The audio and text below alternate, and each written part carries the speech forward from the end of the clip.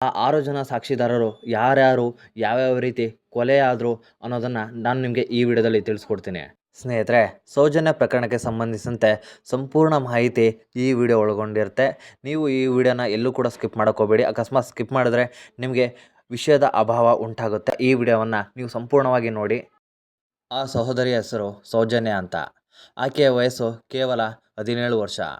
ಮಧ್ಯಮ ವರ್ಗ ಕುಟುಂಬದಿಂದ ಬಂದವಳು ಆಕೆ. ಅಪಾರವಾದಂತಹ ಸಂಸ್ಕಾರ, ಅಪಾರವಾದಂತಹ ದೈವ ಭಕ್ತಿಯನ್ನು ಹೊಂದಿದ ಹೆಣ್ಣು ಮಗಳು ಆಕೆ. ಬೆಳಗ್ಗಿನ ಜಾವ 5 ಗಂಟೆಗೆ ಎದ್ದು ಚಾಮುಂಡಿ ದೇವಿಯ ಪೂಜೆಯನ್ನು ಮಾಡ್ತಾ ಇದ್ಲು.